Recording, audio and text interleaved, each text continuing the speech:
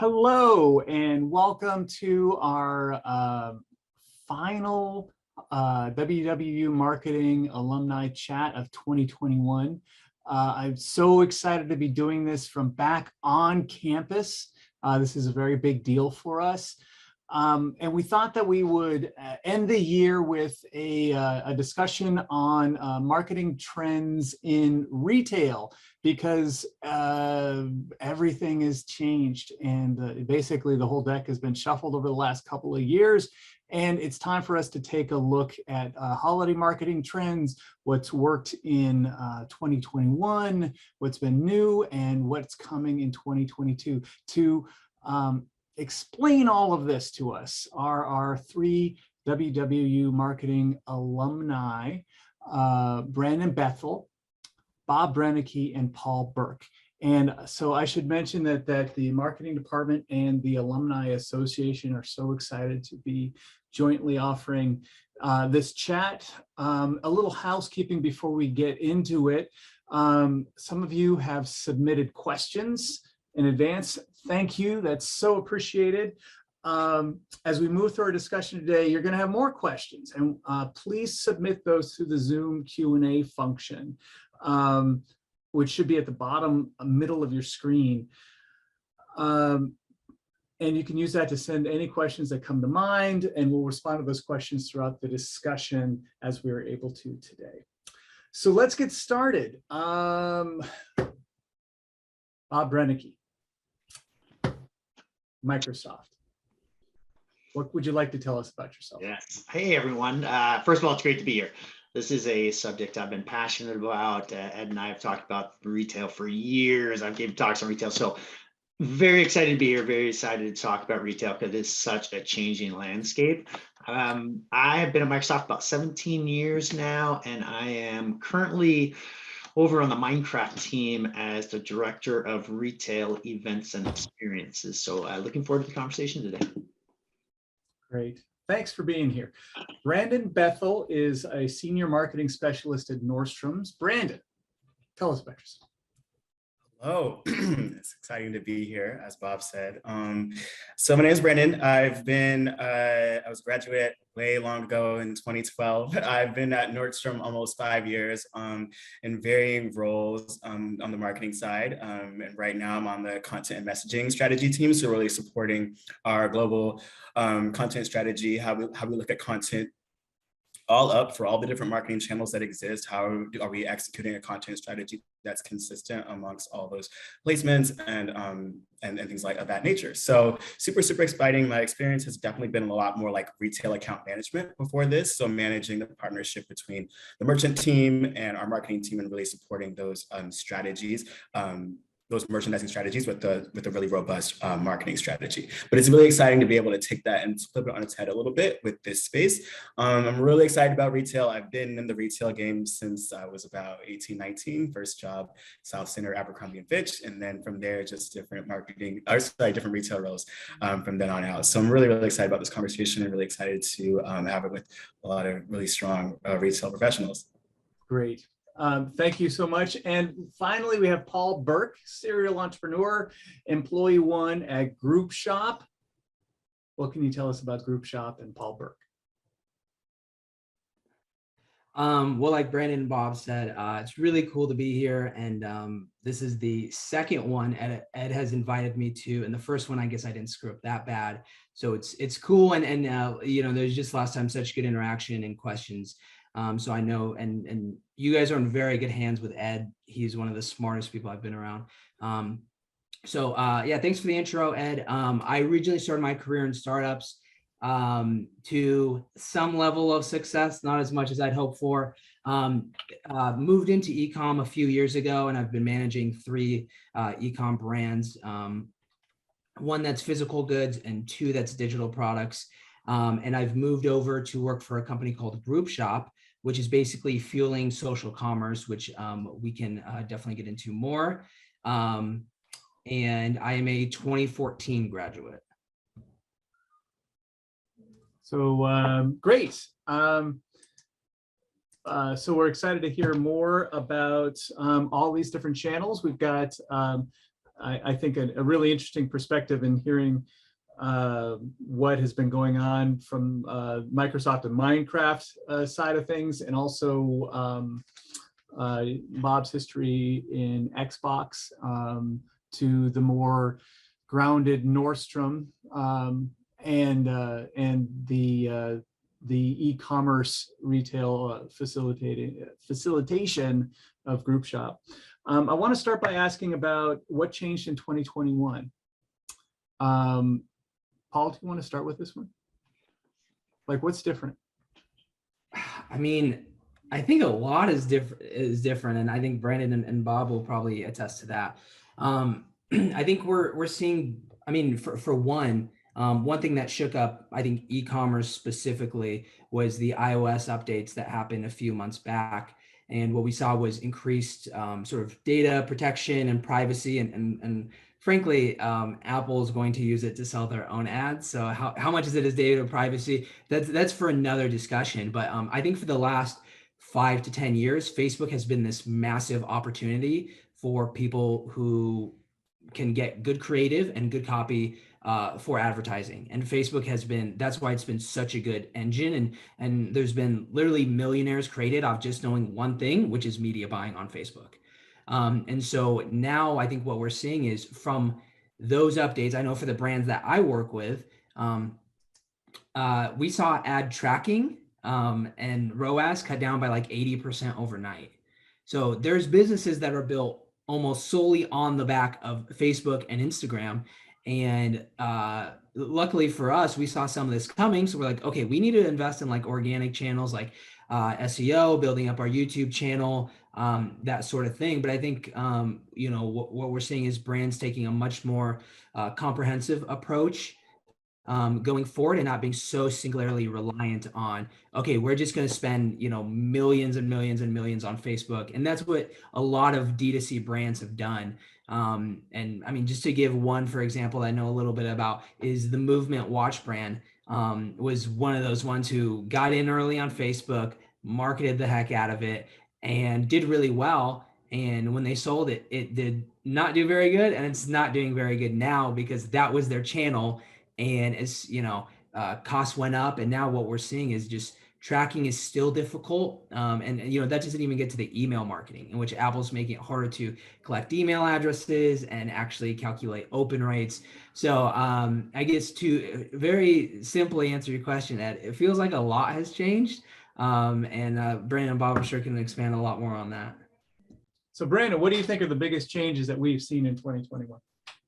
I can think of two off the top of my head, maybe three. I think the biggest thing is just the stakes are a lot higher, in my opinion. I think that 2020 was, if we think about all of the events, pick one that happened last year, I think it really reminded a lot of incumbent retailers that like playtime is over, and we really need to be looking and listening at our customers, especially, not to use this word, but Gen Z, if you will, like looking at our customers that are coming up and really ensuring that like our assortment, our messaging, what we stand for is really inclusive enough to be supporting all of those individuals in a way that resonates and doesn't feel fake. I think 2020 was the year of Black squares and saying we stand with you in different ways, and closing our doors because we don't want to contract COVID. But I think people are able to peel back the layers a little bit more, and they want to see that the proof is in the pudding. Like, who is on your board? Who is in your stores? Who are you selling? Like, did it take the 15% pledge for you to like start,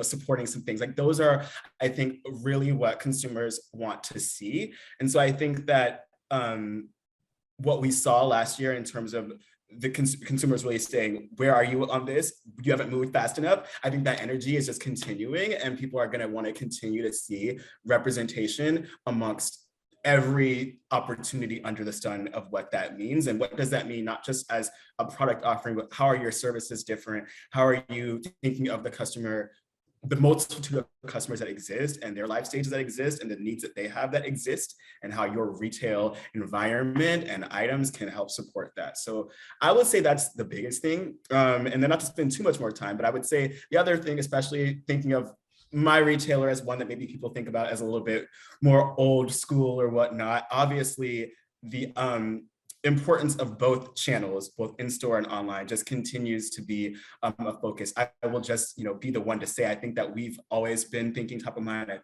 Nordstrom's website is, quite not that old, or sorry, not that new. It's been around for a while, surprisingly. So we were, we're on the forefront of digital, but I do think that this year was a good reminder that you need to really be a strong omni-channel retailer. I think that there's a place for in-store experiences and in-store product. Obviously, given COVID, that is not as strong of a priority as much these days, but being able to find that right balance between creating an in-store experience and an online experience that are symbiotic for each other, that complement each other, that aren't aren't mutually exclusive, because both channels are important and there's a way to exploit both channels if that is on brand for your brand. So I would say that's the last, yeah, exactly. I would say that's the last piece too, is that obviously, customers need to go online, but how do we make sure that experience is just as good?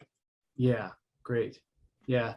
A lot to unpack there. Bob, what do you think were the biggest changes in 2021? I think Brandon and Paul really nailed it there. I think, social impact is huge. That's really brought, I think, to the forefront of a lot of both challenges and opportunities in retail. And I think more retailers are focusing on that now. In fact, I recently was talking to one of the larger mass retailers based in the US and asked them, like, hey, what's your focus next year? Is it sustainability? Is it something else? And they actually brought up more D&I. And I was like, wait, that's fantastic to hear. Yeah. Also the omni-channel thing, absolutely. E-commerce, I think everyone is trying to figure out what's my balance between e-commerce and brick and mortar. And as they do that, they're catering to the customer. They're kind of refining some of the actions that they've had to accelerate over the last 2 years. You think of like curbside, buy online, pick up in store. 2 years ago, you have very few retailers actually pulling that out. Now, if you're not doing that, you're kind of out of the ordinary. Like, wow, you don't offer that. So I think the acceleration of a lot of the consumer needs and a lot of those activities that we've kind of taken advantage of in the past, I think has been huge. I also think from a digital standpoint, look, I think digital spending now is probably more than ever because there's that lack of footfall, at least throughout 2021, there was that lack of footfall in the stores. So I think at least a lot of our partners are like, okay, we're going to take that money out of brick and mortar and again, go to their .coms. Which has actually kind of created a crazy inventory challenge that I hit up this holiday when trying to do some digital campaigns with our retailers. Oh, wow. Yeah. I want to come back to supply chain also on that, but let's dig a little bit more, if we can, into the issue of inclusivity, because that has been such an important one for us. What have retailers been doing to create more inclusive brands, brands that everyone can see themselves in? And what are some of your favorite examples? And by brands, I'm not just talking about the brand itself, but the environment, right?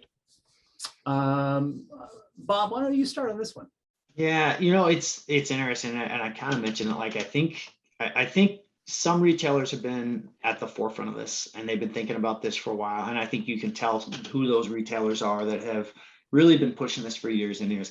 I think some have been more or less caught off guard because they are trying to push different initiatives. Other things are more important to them. All of a sudden, they're really having to think this. Some of I would say our licensees from a Minecraft perspective are putting this to the forefront. We're working with a licensee right now about a diverse and inclusive product from a Minecraft perspective. That will probably come out next year. And retailers are also requesting that because they understand the importance of that. And I see that through a lot of the product offerings, which is almost forcing the retailers to change a little bit. So I see that. I see it in their marketing. I see it in their advertising. I see it in their campaigns. More of an inclusive brand, which I think is great. That's fantastic to see them expand that and not just concentrate on one segment. So those are the small but big areas. This is another one I think that will be accelerated, which I think is a good thing for everybody. And I think over the next year or 2 years, this is absolutely, if it's not already on the forefront of their minds, is going to be up there where they're going to have to make some quick actions on, which again, I think is great for the entire ecosystem. Yeah, great. Paul, Brandon, what do you think? Examples? Yeah, so I would say I think that Bob hit the nail on the head in the sense that like I feel like some retailers are definitely caught off guard, come June, May of last year, thinking that maybe they have done enough or had said enough things that clearly weren't enough and did not resonate. In terms of brands that I feel like have been walking that walk or talking that talk a little bit longer, Target comes to mind in terms of just consistently always trying to find a way to show up in a very meaningful way. I think that there's a lot of times, brands will say, again, we stand with you, we hear you, yeah, we support you. But I think that Target's always been really, really purposeful in trying to create, whether it's curated shops or storytelling in the store related to Black History Month, Pride, et cetera, and also not just doing it as a blimp, because customers aren't just Black or queer a month of the year. This exists in their whole identity. So how do you ensure that those experiences are consistently live? And again, whether it's landing pages that always exist from an SEO value perspective or what have you, like how do you have an experience or a curated shop that just continues to exist? So I would say that's an example. When I think about brands that also operate as retailers, I think about one, for example, is Levi's. I feel like that's also been a brand that has really stood their ground in really being supportive of all communities. I have the privilege of being able to work with them on some projects in my past roles and being able to see some of their 360-degree storytelling that they'll do for their own brand. You can really tell that they are not just, this is not just a flavor of the month thing or how do I be inclusive? Like, I feel like it's really built into the framework of how they're going to market. And I think that's an important distinction that I'd want to get across in this, is that it is something that when it's really truly woven into the culture, woven into how you want to bring storytelling to life, it becomes a lot easier to go out and do those things. It is a lot harder when you have to start from the foundation of the company up to say, what is it to be inclusive? What does it mean to not try to check a box, but truly, create really meaningful storytelling that happens to also be, inclusive and supporting people? And how do you remind yourself that by doing that, you could inherently, I don't want to say alienate, but you could make somebody else uncomfortable. And you have to be, we all as marketers, I think, can all agree that in order to make something meaningful, it's going to have reactions on, both sides initially, or potentially. So I would say that those are some examples and thought process I have there. Yeah. Great. And, I think that comes back to that idea of coherence that you were talking about earlier. So to make sure that you have a consistent experience throughout the line. So as brands think about their inclusivity efforts, they have to be doing it in a way that feels authentic, that feels consistent at every single touch point. So those are some really great points. Paul, did you have anything to add? Yeah, I guess I just have a brief example. And I guess this is confession time. I was watching The Bachelor with my wife last night, and we watched it live. And for the first time in probably a really long time, I actually watched the commercials. I had my phone in the other room, so I was just watching the commercials, which was weird and something I haven't done in a while. And as I was watching it, I was like, the representation is much different than probably commercials 5, 10, 15, 20 years ago.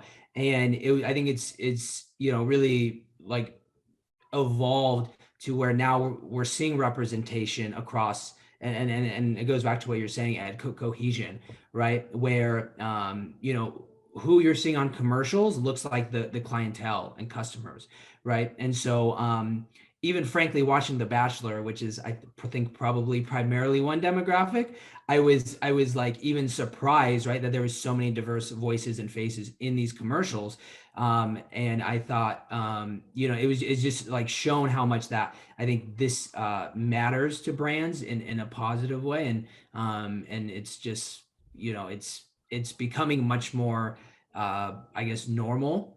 And brands are making a focus on it. So that was my real life example with it yesterday. And so I guess that's the only point I have. Awesome. Let's just jump back to something that you had talked about a little bit earlier, Paul, and this is a question from Stephanie. Hi, Stephanie. Stephanie says, also heavily rely on Facebook, Instagram for our advertising campaigns. How do you all feel about the bigger brands who are boycotting Facebook ads on the basis of Facebook's ethics issues and optics. I get it from a brand tactic stance, but wonder how long they can take the hit. Great question. Okay. Oh, that's right up your alley. You want to start us off?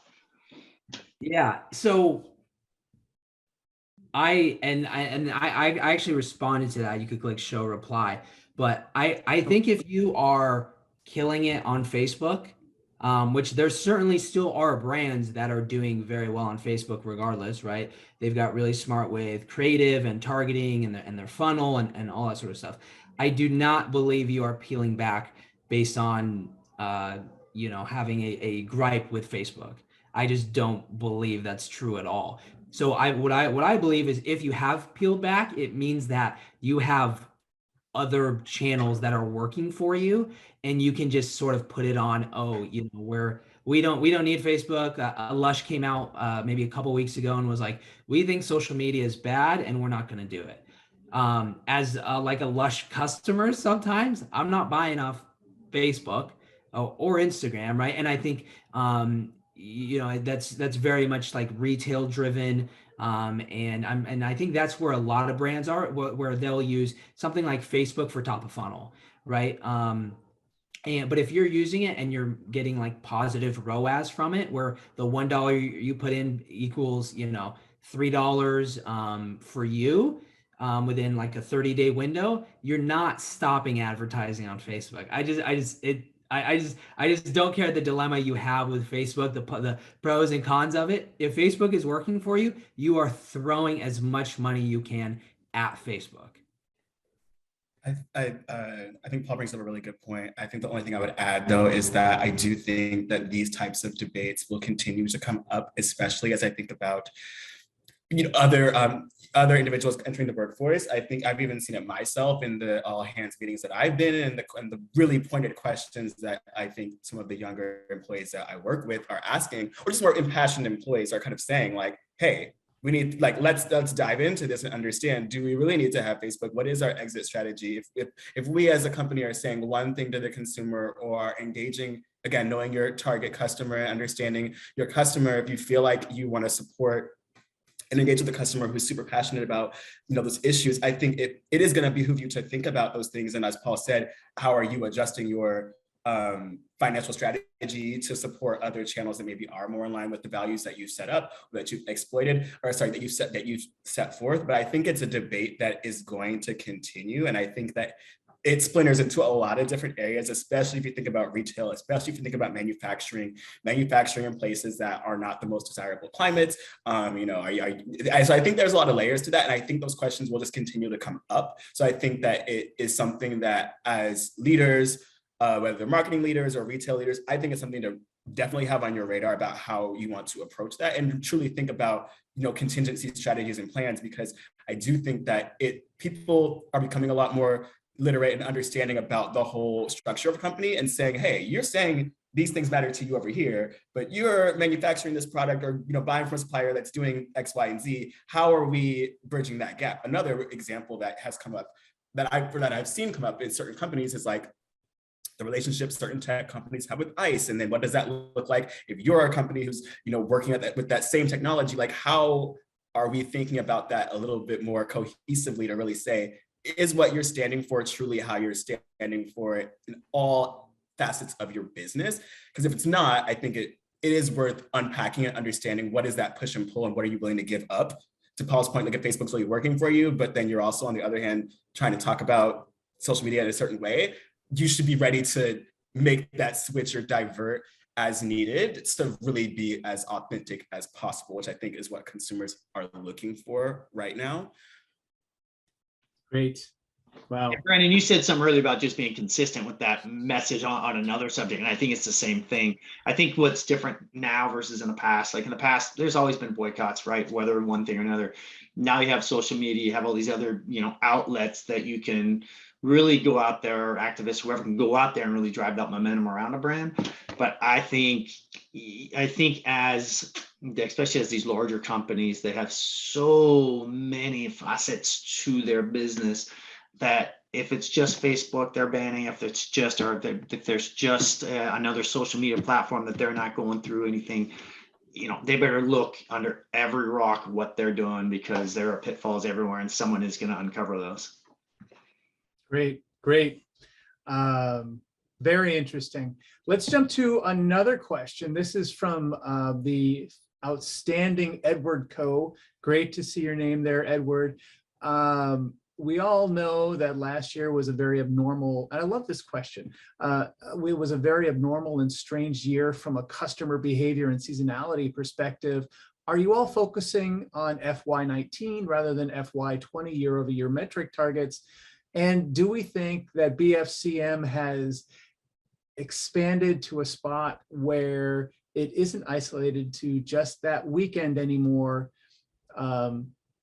with how many forms of purchasing are available now online, in-store, pickup in store, ship from store, etc.? Black Friday, Cyber Monday. Let's start with Bob this time. I love this question. Absolutely. Black Friday is not Black Friday anymore. It is at least a week-long activity, if not a month-long activity. And I would say this trend started probably 5-6 years ago. I think what retailers are now looking at is, I can get that sale earlier. You know what? Wow, that's great. Why am I waiting till Black Friday when I have to discount the heck out of it and try to grab all this attention around when everyone else is making so much noise? So yeah, Black Friday still has its Black Friday-ish, and I love it. And look, Black Friday is going worldwide. I deal with retailers down in Australia, over in the UK, and across Europe, and they're doing quote unquote Black Friday things, even though they don't really have Thanksgiving. But it's still there, and that's fascinating to see. But I think you are seeing a lot of retailers really draw that out. So that's from a Black Friday perspective. To answer the FY19 question, like how are we going back? It's a great question. Personally, we are going back both years. We are always like, oh, compared to last year, we're up X percent. But hey, compared to 2 years ago, we are only doing X, Y, Z. I was talking to Best Buy today. They use the same analogy, saying, wow, versus last year, we were up/down, but versus 2 years ago, hey, here's our results. So I think a lot of businesses are looking at those 2-year trends and really starting that new trend too. Who knows where we'll be in a year from now? But I think it's important everyone have that context, at least going back a couple of years in whatever numbers that you're looking at. Great. Yeah. Paul, Brandon, anything to add? Oh, yeah. I think Bob said a lot of great things there. I think that I also agree. I've been telling people since I started at Nordstrom, at least for sure, that like it's Black November now. Like it does not, like once Halloween is over, the mind has always flipped to like holiday. And I feel like now it's just deals whenever you can get deals. I also think that retailers sometimes are in that precarious position where you have things like MAP, which is minimum advertised price. And if you're someone like a Microsoft or a Samsung that's saying, hey, I'm going to make this Black Friday deal price all week, as a retailer, you're going to want to take advantage of that and message you have that offer for that whole week versus waiting to say you only have it for a Friday or a 3-day week sale. That's my first thought. Secondarily, so hold on a second. Time out, because I have to defend my son's perspective here. Okay, my son goes ballistic anytime he sees any mention of Christmas before Thanksgiving. Okay, I'm just saying. Okay, continue. No, you're absolutely right. I'm also a tried and true person that tries to avoid Christmas music until Black Friday. But the reality is, especially if we want to be data driven, again, it's like things like SEO and all those other efforts that help build your equity if you have that stuff live earlier. Like we have our holiday shops like on web live a little bit earlier than we would in the actual store. We might not go live with trim, on October 15th, but maybe there's things online that signal to the customer who is interested in that it's available. And then again, you're able to build your ecosystem a little bit better and build some clout and equity for Google and what have you. But I would definitely say that Black Friday has it's not the same anymore. I feel like there's been sentiment even online this year that people are finally starting to understand and unlock that you can get the deal when you get the deal and you see it. I would also add, you have things like Prime Day and Singles Day and these other really large scale efforts that, like Bob said, I think retailers naturally are trying to find where they can fit and have the least amount of noise. And that does two things. One, it pulls your Q4 reliance a little bit further up in the year. So you're not like sitting, waiting on like, am I going to make the year based on what we did in Q4? Nobody likes that feeling, and every retailer, 90% of retailers are in that, space though. It's like, if we don't make Q4, we're going to make the year. But what are you doing, the other 90% of the year to be able to fall into that? So you have things like anniversary sale and other efforts. I think the market is just continuing to be more crowded though. And then again, I think the other layer is, as a retailer that is selling mostly third-party brands versus owning your own brands, you have that layer of what can you do to make a really exciting sale that's not going to piss off these great brands that you carry. So that is a tricky conundrum as well, where like you still sometimes, depending on how much clout you have as a retailer, you're at the mercy of these brands that you need supply from, so that customers are excited to shop with you, and you have to kind of bring them on that journey a little bit. So I think there's some relationship management from a marketing perspective too, to think about. Like, it's really great to have really exciting ideas and really exciting campaigns, but if you don't have the product to support that, whether that's through markdowns that you can support financially or that the brand can help you support, that it can potentially fall flat, and then you're doing more harm than good. Right. Or you have supply chain issues, which is something I want to talk about next. And I'd love to come back and talk more about Singles Day. Wouldn't it be interesting to see Singles Day do what Black Friday Bob has talked about with that Black Friday? Anyway, Paul, what about the small retailers' perspective? What do you think? I don't have a ton to add.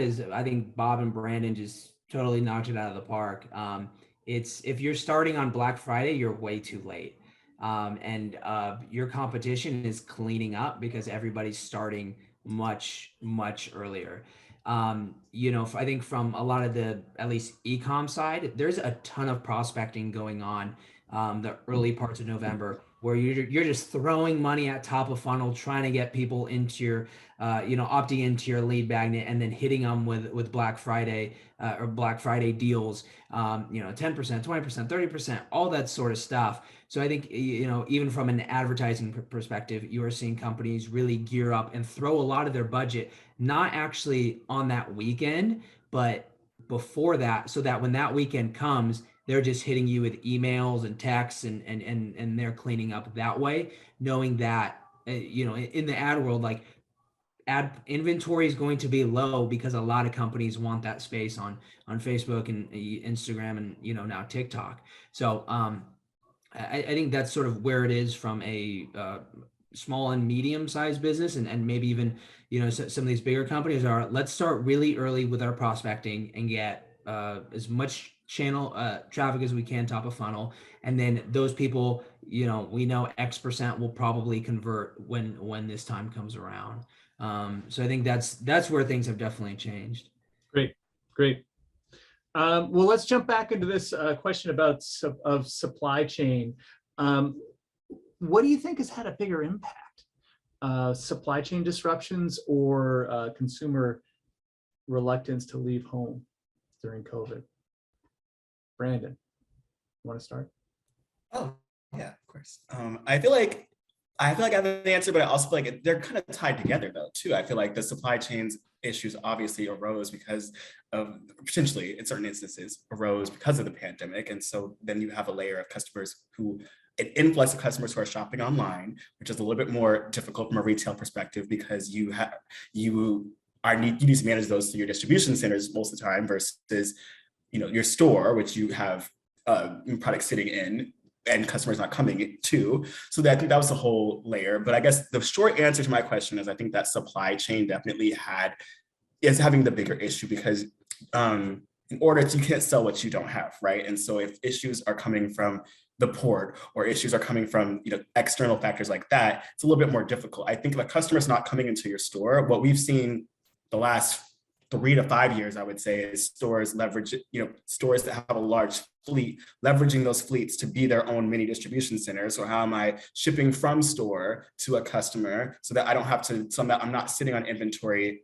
that I know I maybe that can't sell in Denver, but this customer is in Tennessee and their Tennessee store doesn't have it, but they're seeing that it's online because we're lighting up that inventory holistically, that omni-channel idea. So I think the bigger issue is, if the products is not being able to make it because of the layered issues, whether it's not being made because factories are being shut down, or they're not being unloaded off the port because of not enough port workers, or whatever layer in the supply chain where the issue is. I think that that's where you can create holes where the customer is not, seeing the breadth of assortment that they might be wanting to see. I think the other layer here too is that marketplace or drop ship strategy where you might be showing product on your site that you don't actually own as a retailer. You're just letting people kind of come onto that ecosystem and marketplace. Then it's, again, the level of control you have is a little bit different, because how well can you guarantee if it's shipping from another DC that you have no control over? So that's just some nuance there. So lots more complexity. Paul and Bob, what do you think? Brandon, I think you nailed it there. I was gonna add the whole distribution center. I mean, a lot of these retailers, and again, this has accelerated over the past 2 years, which is good for them, has kind of, they've taken over these stores. And I've seen it with GameStop. I've seen it with Best Buy. I've seen it with a lot of these major retailers are out there who now are relying on those employees to be almost shippers. And that's not a bad thing. It's them adapting. I think, Brandon nailed it as far as you don't have the inventory, you can't sell it.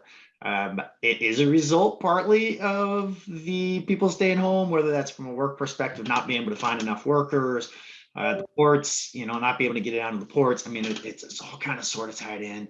But again, wholeheartedly agree, Brandon, that I think it's more on the lack of that inventory and just those challenges versus people staying at home. People staying at home, hey, that just accelerated the online aspect of it. And now you had people shopping online in these past 18 months that would have never shopped online before, and now they're stuck on it. They love it. So I think it's all about just not having that product. Excellent. Yeah, I think yeah, like they both said, I mean, it's mostly been a thing where online shopping has been increasing basically every year, but we're seeing it accelerate due to people not wanting to leave the house and all that sort of thing. And I think it's overall, like, we're just seeing some macro issues too regarding supply and demand and wages, right? Where, even like there's a massive truck driver shortage right now, right? So there's all these different things in the supply chain that are affecting people who do want to shop from home. And I think at least from what we've seen with one of the brands I work with, we're seeing increased shipping times, which is making people more mad because people have gotten so used to Amazon, even like same day shipping, where my parents like order something, it's there like 4 hours later, and I'm like, I don't shop on Amazon that much, but like that's crazy to me, right? But that's not really happening anymore because it's just there's so many different, I guess, bottlenecks that are happening where and people's expectations is not reality anymore. And so if you're like a person who's like my brother-in-law is like always tracking links, making sure things are coming on time, this is going to be horrible for you because brands are going to say, oh, it'll be there in 3 to 5 days. And it's not going to be there 3 to 5 business days. A lot of time there's so many delays, and this is not from just like small mom and pops, but these are even like bigger corporations where they're slowed down a lot too. So I think just on the consumer side, it's interesting that we're a consumerist culture, and we're just going to see like how mad people get when they don't get what they want when they want it. Well, I think Bob and I both remember allow 4 to 6 weeks for delivery. So it's I think you're right that the way that expectations have changed has been a really really interesting piece of this. Brandon, is that your hand up? It was. I just wanted to have one little thought to piggyback on what Paul said. I think that one thing from like I'm putting a marketing lens on it too. I think that there's been a lot of level of what can you. I think we all as retailers kind of saw this coming, and we're looking at like this storm on the horizon. So what opportunities were there that existed that said, okay, what do I have on the table today? What inventory do I have today to be really excited about? And how can I encourage the customer to maybe think a little bit earlier than they normally would? I think to Paul's point a little bit earlier, like if you already hit Black Friday, you're already late. But I think this year more than any year, it was like, what is exciting to talk about earlier with the holiday tilt on it? Because, it could be a little bit murky banking on things that are going to be stuck in water, or that you don't have the finances to air freight over, or like those kind of things. I think that was a global look at the retail landscape holistically. I think that that was, something that people were thinking of. And I also think that shipping, like having really prominent shipping messaging, is something that people have been thinking about too. Like, what kind of enticement flags are you having? How can you guarantee, this is going to be by Christmas if you buy it this day, or what have you. I think that's a message that has been around for a while now, but I think this year more than ever, I think fulfillment being more prominent to say, hey, think about it now, get it now if you see it, like, I think has been a little bit of more of a nudge than we've seen in years past. Great, great. Well, let's project that forward and get to Aaron's question. What do we expect to see from supply chains in 2022? Are we just in time? Are we just in case? Are we something else? Who wants to start? It depends on the retailer. I mean, you look at Amazon. Amazon's adjusted. Amazon has the dollars to go buy those airplanes, go get those boats. They have their own force out there as far as delivering. It's not going to, there's definitely impact there, especially when you think of chip shortages and things like that. Like, they won't be able to get certain products. But as far as getting it over and getting it, to their consumers, they're probably best set up for it. Some of the mass retailers in the US also bought a fair amount, early on, where they don't think they're going to have huge challenges during the holiday. I think we'll still, at least in my opinion, we'll still see these supply chains, the challenges throughout the first half of the year. And that's kind of what I've been hearing, both from our licensees and some of our retailers. They think it'll get better at the end of H1, but I mean, who knows? Who would have thought we'd still be in a pandemic state of mind a year ago right now? But I'm hearing, and I read something this morning, that it is getting better, but there's still a lot of challenges out there. Yeah, I agree with Bob in the sense that if we're talking about early 2022, like, that product has already been bought or is, in the process of being manufactured or what have you. So I feel like, to Bob's point, just the way that things are, I wouldn't see that, like, light at the end of the tunnel until mid. I think that given where we are with the new variants, or like what is going on in specific countries, I think that'll play a role too. Because if we think back to when COVID first started, I remember working with some of my private label team members who were kind of like, oh, even though it wasn't affecting us yet as Americans, we were still thinking about samples coming in late, things we might have to adjust for, even when it was December of 2019, because we were thinking about the spring buys that we had. And I think the same mentality should be thought of right now. I think that's something that, as we think about retail, long lead times still exist, and things are still, made overseas. So thinking about, I think it's like that balance of, you don't have a crystal ball, but you have to think like you do, to say, where's the customer mindset going to be in June? What is we going to be able to have in that time frame? So I think it really I think looking now to see where things are shaking up, to have a view for the next 8-9 months in terms of product availability will be helpful. But I feel like it's such a moving target, because each day things are different. And then on a global scale, certain countries have their own either lights or non-lights, if you will, so challenges, headwinds, if you will. So I think that that'll play a big role in truly understanding. So my really long-winded way of saying that I think it's a moving target, and that I think next year will be a mixed bag, if I'm looking from my own perspective. right. Paul? There's nothing I can really add to that, as far as it's unpredictable, and like Brandon said, it's a moving target, and I think companies are just trying to adjust the best way they can. Is, if this is something that we're gonna have to live with for a while, or if it's something that, let's say, ends in June or July because some variant isn't as deadly or fatal as we thought it was going to be, but it is just like I wouldn't have predicted that we're still wearing masks today, or there's still issues of this stuff when it first started. So I think it's just hard to actually predict what the future is. And I guess if I could predict that, I'd probably be living in like a mansion or a castle or somewhere cool like that. Okay. So expect the unexpected is the answer. Just plan for uncertainty. Yeah.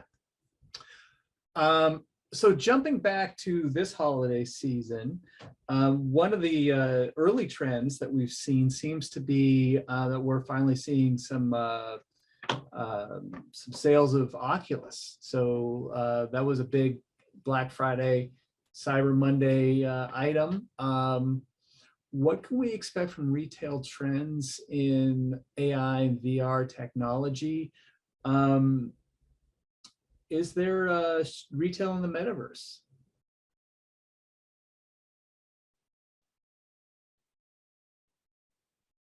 Paul, what do you think? I don't know if I'm the guy for this question. I'll pass this one to Brandon and Bob. Okay.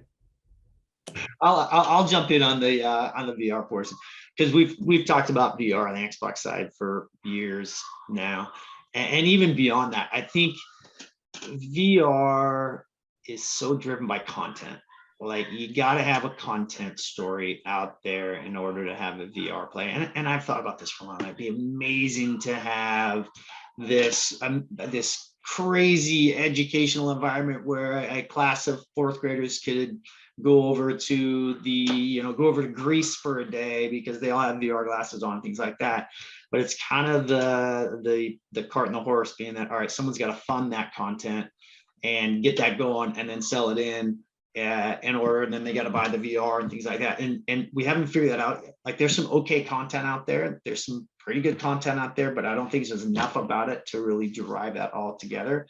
Oculus, fantastic. For anybody that used Oculus, it's great. It's a great experience, at least for a short period of time. But I think for that to keep on going, they need to have additional content. And I don't think we're there yet. I think we're going to get there. I'm hoping we get there at some point, but I think we're a little ways off. So as far as AI, God, Brandon, you might be better to answer that one than myself. AI from just overall from a data standpoint, it's amazing. Big data is here. So it's fantastic. As far as in retail, Brandon, I don't know if you guys are doing anything at Nordstrom, but we're kind of behind that one a little bit, at least from a consumer product standpoint. Yeah, I mean, if we were, I'd probably be sworn to secrecy about it. But no, I would say from my perspective, I think that is such a long-term vision. I think that when I think of retailers that have the money to truly spend right now, to, like Bob said, go down that rabbit hole of having a strong content strategy to support encouraging sales, and then to see the fruits of that labor, I think that's a lot of work to be done and a lot of dollars to be had to spend in order to get to that point. I see like an Amazon or somebody like that who just has like a Facebook potentially, who has like the money just to throw things in there. If you look at Facebook's even marketplace strategy that they already have, I think that it could build a use case for what this metaverse would look like and stuff. But if I think about retail, especially like my area of retail, which is very much tangible products, so clothes, accessories, home goods, shoes, etc., I think it's a little bit difficult to put the spin on it. Like, how does that come together from a metaverse perspective, from a virtual perspective? I think that there's layers to that, obviously, where you can do really exciting virtual events and show some engagement and excitement there. But how do you truly tell a customer how that shirt's going to feel or how that accessory is going to look? There's a way to do it, but I think that, like, again, truly getting the customer excited to buy in like a metaverse type of universe, I think that, again, someone's going to figure out a great way to do it. I just think it's going to take a lot of time and a lot of money. And I think that a lot of retailers right now are focused on keeping the lights on and focused on like the small is not the right word, but like what's in the horizon that is a little bit more tangible, that we've seen proof of concept from other retailers or tech companies. I think the tech and retail conversion is continuing to happen. And so I think it's just going to take a brand that has a lot of money and opportunity to kind of spin their wheels on things that potentially don't make money initially before other retailers really look at that and say, wow, I can make money. I mean, look at where Facebook and Instagram were 10 years ago. I mean, I was graduating college and they were just starting to do Instagram ads, I think. And now look at how huge of a business that is. So I think that there's potential there. I just think that I don't know if anyone's cracked that nut just yet. And I think that we're at the very early stages of cracking that nut, in my opinion. And I actually do have one thing. I just did a quick Google because I've been really interested in Roblox lately.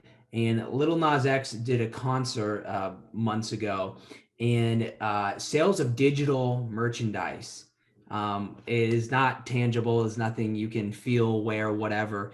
Is apparently it was creeping towards 8 figures. So I mean, from one concert, it did about $10 million. And there was 34 million views, which is 3 times the amount of the top television streaming show yesterday. So I think ultimately, like both of them said, yeah, there's going to be a ton of progress made on this in the next 5 to 10 years, but it's literally going to be 5 to 10 years. And it's starting with the younger generation, who I think is really getting into this sort of stuff, and they're also getting into stuff like they're probably more involved in crypto, in NFTs, and stuff that is, Ready Player One kind of stuff. It's not the real physical world. So yeah, it'll be interesting to see how that progresses, but I think that's probably a long ways out for most people who are running businesses and trying to make money. It shouldn't really be top of mind. Yeah, that makes a lot of, I think, intuitive sense, that these sort of meta environments would be great places to sell digital content, not necessarily. I think, to Brandon's point, there's a lot more to the shopping experience, and in some ways,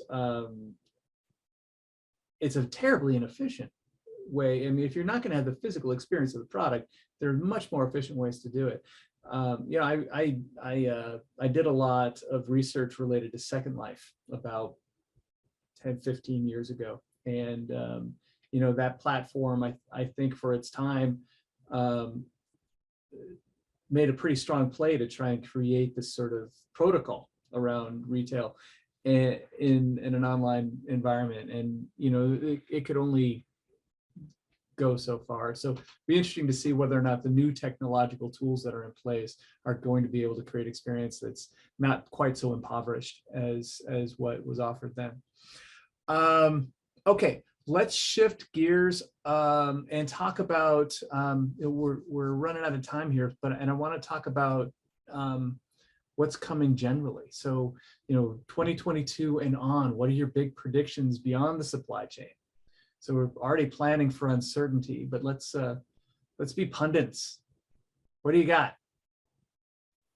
I'll be really quick. I think the one word is actually a good build on what we were just talking about, but I think personalization, right? So I think continuing to have a really good and really strong one-to-one content relationship, content strategy. How are we really, as much as consumers are like, oh, big data, and I don't want to be known, I think there's a level of people who do want to feel like the marketing you're doing is like, me, right? And like as a retailer, as a brand. And so I think that we made us lots of progress in that space. And I think that, there's certain brands you can argue about how far or not far along they are, especially even in the retail sector. But I think as we think about each individual feeling more and more like an individual, how then is your brand adjusting? Not even adjusting, but like showing the best parts of themselves to you, Brandon, or you, Bob, and the ways in which we're different, and really saying, hey, my brand shows up for you in this way. Here's this really great, Seattle Kraken hat for you. Here's this, we know that you like to go to the movies and go hiking. Here's this great pair of hiking boots for you, et cetera, et cetera. And again, I think that there's little ways in which we've done that, and you can see things like Netflix and Amazon and how great they've done it, but I think there's still so much further to go in that kind of space to really serve up that experience. And I think that that's something that will be very interesting to build along. And I think as we think about things like Meta or other spaces that can seem maybe not as tangible, like how do we bring it back to say like this technology is allowing us to do some really exciting things, and how do we break that down into simple things that we can take away from today and make some inroads on. So next level personalization. Interesting. Yeah, to add on to what Brandon said, I think it's spot on. Big data, no one likes big data, but man, it can really personalize and customize that experience, especially when look, no one has enough time, but if I can get that customized experience delivered in my inbox, all of a sudden that's a pro versus a con. I also think it sets apart certain retailers. Like retailers have to really think about, how am I going to set myself apart from every other experience out there, even from the smaller retailers who are getting craftier, which is fantastic. I think from a technological standpoint, Amazon Go is out there doing some, pretty cool stuff. I wouldn't be surprised at all to see variations of that out in retailers, and you're not going to have it in mass retailer anytime soon. But I think you'll see some other retailers kind of gravitate towards that. Maybe not that same technology, but just that advancement. Again, how do I draw people into my store with so much other customizations? That's one little thing that maybe I really want, and that's why I'm going to go shop at this particular retailer. So figuring out, not only how I can customize that from a digital perspective, but how can I customize that from an in-store perspective, and make that even more. I mean, Brendan works at one of the best out there from a personalization standpoint. With their in-store shoppers, that's been around forever. They've kind of brought that to the digital front there also. And I think also you're going to just, and I've said accelerated so many times, but how else can I cater to that new customer? And we're still trying to figure out how we're customers, even ourselves, how are our actions? What are we doing after? I'm assuming there's going to be an after this pandemic. So what are our trends at that point? What are our shopping? What are we doing from a shopping perspective? And how can retailers cater to that? So I think there's so many unanswered questions right now. People are still trying to figure that out. Great. Paul, is the future word of mouth?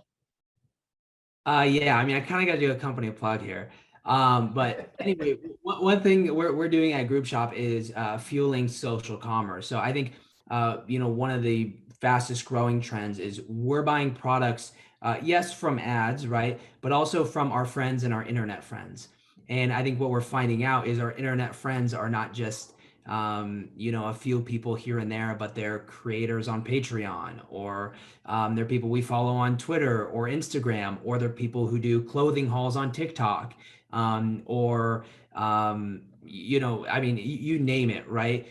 People are building individual brands of all different sizes. And I think one thing with TikTok that we've seen is, and even one of our sort of core principles at Groupshop is everybody is a creator at this point. And especially growing up, right? If you have a TikTok profile, I mean, there's people who have one video with, millions of views, and then everything else has 100 views.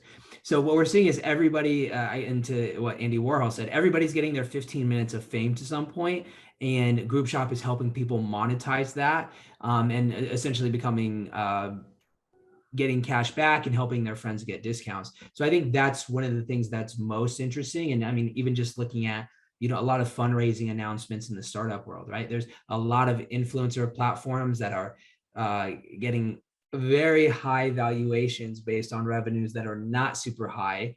And even in our space, there's, a couple other companies that are adjacent to us that are raising real money, without much revenues. And that some of that goes to it just being a frothy market in general.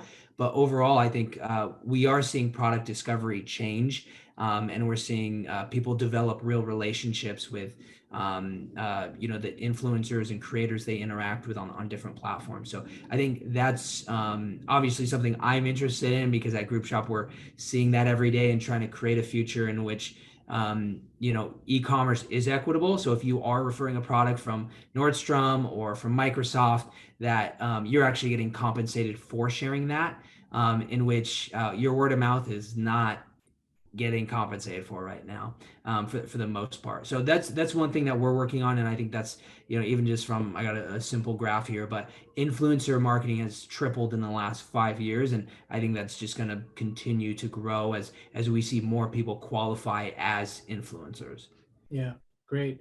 I know that Professor, those of you who know Kat Armstrong's Soul, a lot of the research that she does is in the area of brand communities, and brand communities are real communities.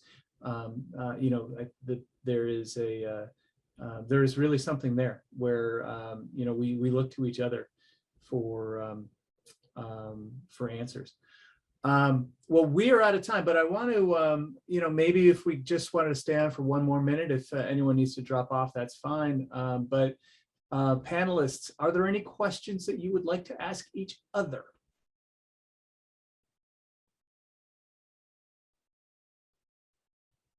Brandon, I'll ask you one.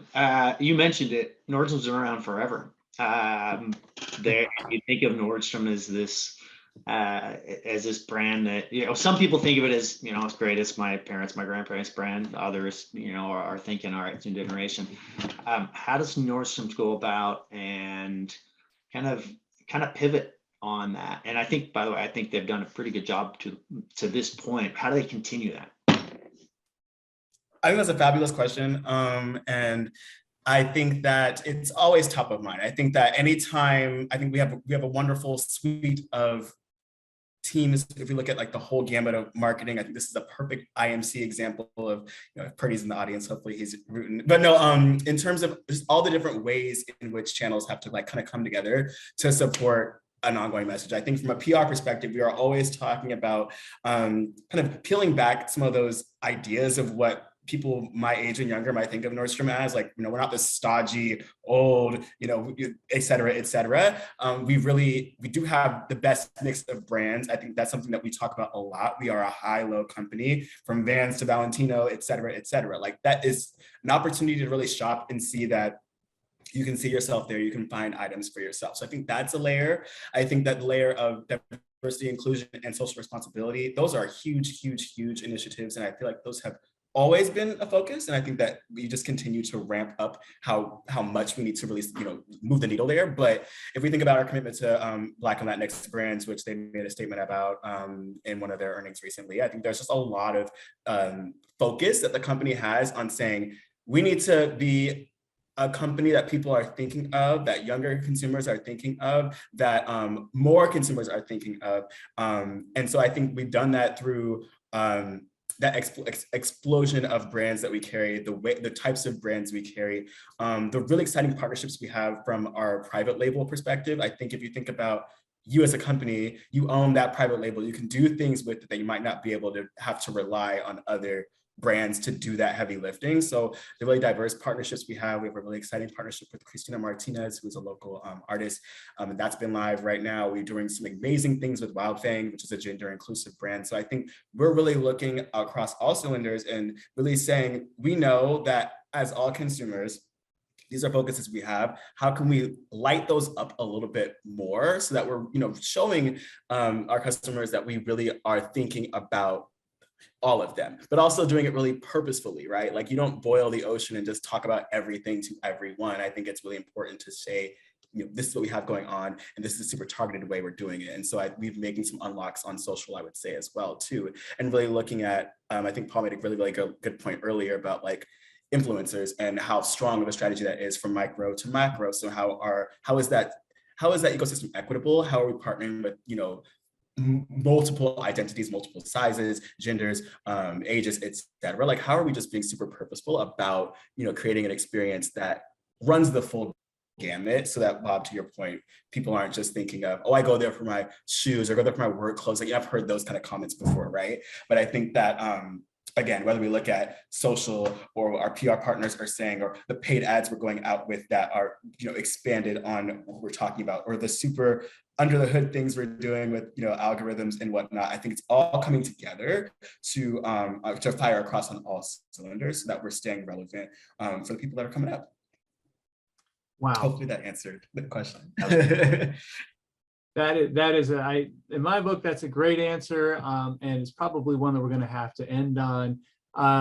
Min, perhaps Brandon can give you a response, either typing or via email. It's a great question, but we do need to wrap things up here. So I want to just thank our wonderful panel, Bob, Paul, Brandon. This was fantastic. And so from all of us at Western, in the marketing department, the Alumni Association, thank you for joining us today. And on behalf of the marketing department, I really want to thank the WWU Alumni Association for being such a great partner to us and making these kind of events possible. I think this is just a great way for us to keep the discussion live with our alumni. We'll keep doing these. This recording to this webinar, the recording to this webinar will be emailed out in the next few days. Thank you all. Have a lovely holiday season and a great evening. Bye-bye.